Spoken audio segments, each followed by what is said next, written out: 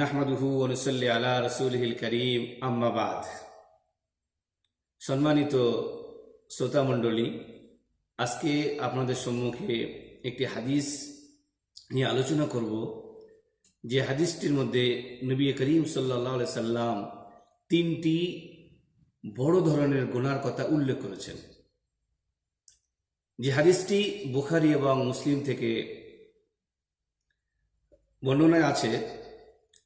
আন আব্দুল্লাহ ইবনে মাসউদ রাদিয়াল্লাহু তাআলা আনহু সাআলা আনিন নবী সাল্লাল্লাহু আলাইহি সাল্লাম আইয়ু যামবি আ'যাম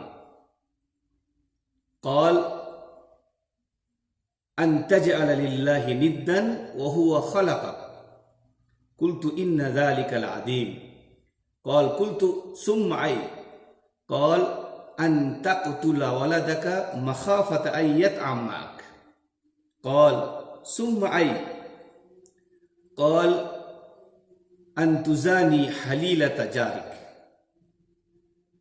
সম্মানিত শ্রোতামণ্ডলী, নবী সাল্লাল্লাহু আলাইহি সাল্লাম এই হাদিসটির মধ্যে তিনটি সব থেকে কবিরা গুনার কথা উল্লেখ করেছেন। যখন আব্দুল্লাহ ইবনে মাসউদ রাদিয়াল্লাহু তাআলা আনহু নবী সাল্লাল্লাহু আলাইহি সাল্লামকে জিজ্ঞাসা করলেন যে, ইয়া রাসূলুল্লাহ, আল্লাহর নিকটে সব থেকে বড় গুনাহ কোনটি?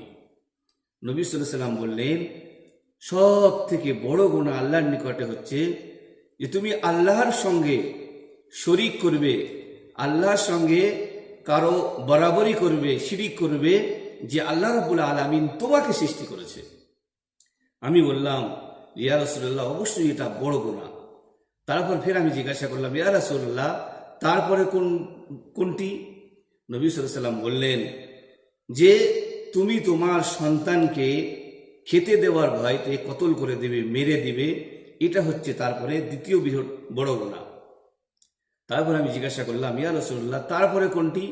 নবী সাল্লাল্লাহু আলাইহি সাল্লাম বললেন, তারপরে তোমার প্রতিবেশীর কোনো মহিলার সঙ্গে যদি তুমি জিনায় লিপ্ত হও, এটি হচ্ছে বড় গুনাহ। তো দেখুন, নবী সাল্লাল্লাহু আলাইহি সাল্লাম এখানে তিনটি বড় গুনার কথা ধারাবাহিকভাবে তিনি বর্ণনা করলেন। প্রথম তিনি বললেন, সব থেকে যে বড় গুনাহ আল্লাহর নিকটে, সেটা হচ্ছে আল্লাহর সঙ্গে কাউকে বরাবরি করা, আল্লাহর সঙ্গে কাউকে শিরিক করা। অর্থাৎ যদি কোনো ব্যক্তি ইবাদতের ক্ষেত্রে, যেটাকে তাওহীদে উলুহিয়াত বলা হয়, এই ইবাদতের ক্ষেত্রে কাউকে আল্লাহর সঙ্গে শরীক করে, সব থেকে এটাই হচ্ছে বড় গুনাহ।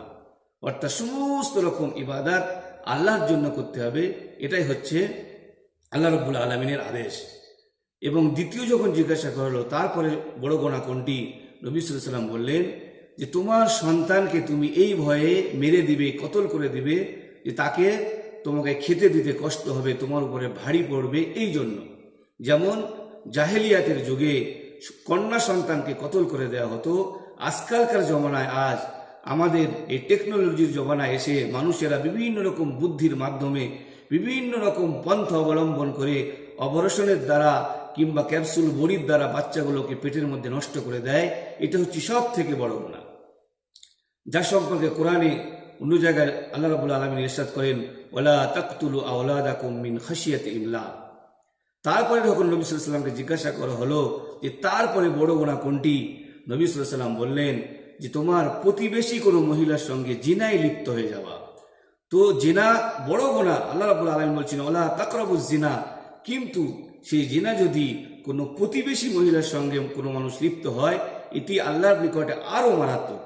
এই জন্য ভাইরা আমার, নবী সাল্লাল্লাহু আলাইহি সাল্লাম এই হাদিসটির সামঞ্জস্যতা বজায় রেখে তিনি এই আয়াত তিলাওয়াত করলেন, ওয়াল্লাযীনা লা ইয়াদউনা মা'আল্লাহি ইলাহান আখার ওয়ালা ইয়াকতুলুনা আন-নাফসাল্লাতী হারামাল্লাহু ইল্লা বিল হক ওয়ালা ইয়াজনুন ওয়া মান ইয়াফআল যালিকা ইয়ালকা আসামা।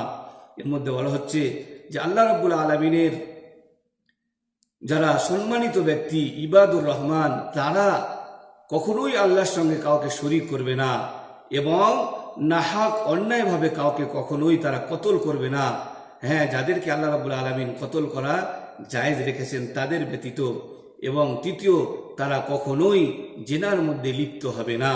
ভাইরা আমার, আল্লাহর কাছে দোয়া করি, আল্লাহ রাব্বুল আলামিন আমাদেরকে সর্বক্ষেত্রে এই তিনটি কবিরা গুনাহ থেকে হেফাজত করুন, এবং আল্লাহ রাব্বুল আলামিন এই রকম মারাত্মক গুনাহ থেকে আমাদের দূরে থাকার তৌফিক দান করুক। আমরা সকলেই বলি আমিন। ওমা তৌফিকি ইল্লা বিল্লাহ।